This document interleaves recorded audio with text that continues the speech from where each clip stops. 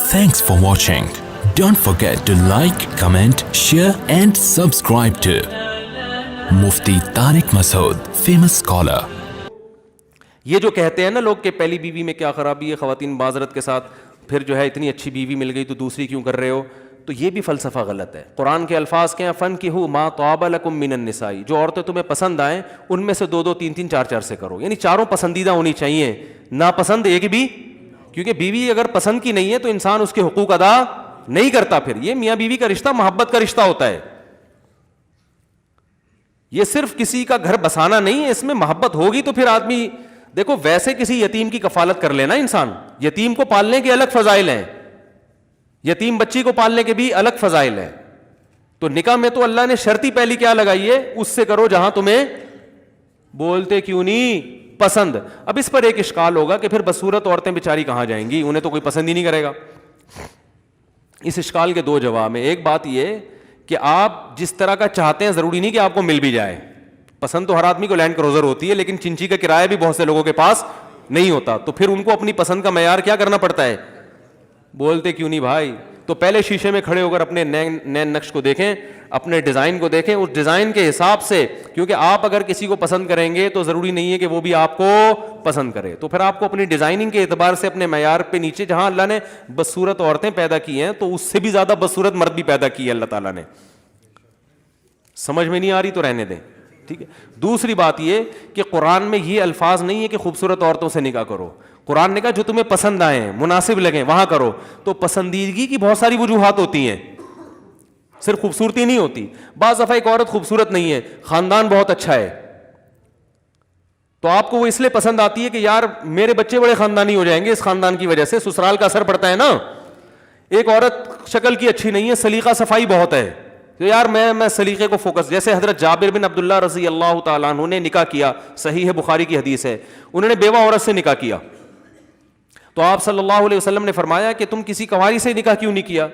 کنواری سے نکاح کرتے فتلاعبها وتلاعبک، تم اس سے دل لگی کرتے، دل کی باتیں کرتے، وہ تم سے، یعنی ظاہر ہے اس میں محبت زیادہ ہوتی ہے نا، وہ ایک میچور ہو گئی ہے، اب اس کے وہ جذبات تھوڑی ہیں بیوہ کے. تو آپ صلی اللہ علیہ وسلم نے جابر بن عبداللہ سے فرمایا کہ کسی کنواری سے نکاح کیوں نہیں کیا، بیوہ سے. انہوں نے فرمایا یا رسول اللہ میری چھوٹی چھوٹی بہنیں ہیں، گھر میں چھوٹی چھوٹی بہنیں ہیں، تو میں اگر بیوی بھی انہی جیسی لے آتا کم عمر کنواری تو ان بہنوں کو کون سنبھالتا، وہ تو خود سنبھالنی پڑتی نا. نہیں آ رہے سمجھ میں بات. مطلب یہ کہ پہلے ہی بیچاری کچھ بہنیں ہیں جو جن کو سنبھالنا مجھے سنبھالنا پڑ رہا ہے، تو پھر ایک بیوی کو بھی ان کے ساتھ ان کے الفاظ، ان کی بات میں اپنے الفاظ میں بیان کر رہا ہوں، اس کو بھی مجھے سنبھالنا پڑتا نا.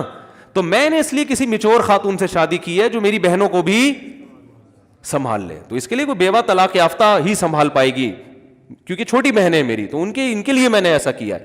تو اب حضرت جابر بن عبداللہ نے پسند کی شادی کی یا ناپسند کی؟ پسند کی ہے. تو پسند ہر آدمی کا معیار مختلف ہوتا ہے.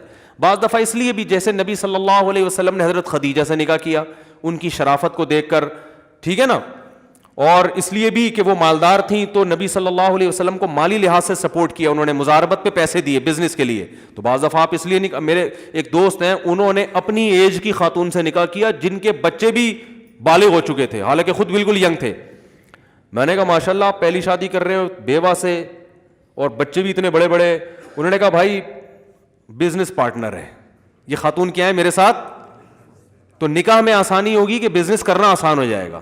تو یہ بھی ایک ما طابہ کے مفہوم میں داخل ہے کہ جو تمہیں پسند ہو. تو پسند میں بہت ساری چیزیں ہو سکتی ہیں، نہیں آ رہی تو رہنے دو، ٹھیک ہے نا.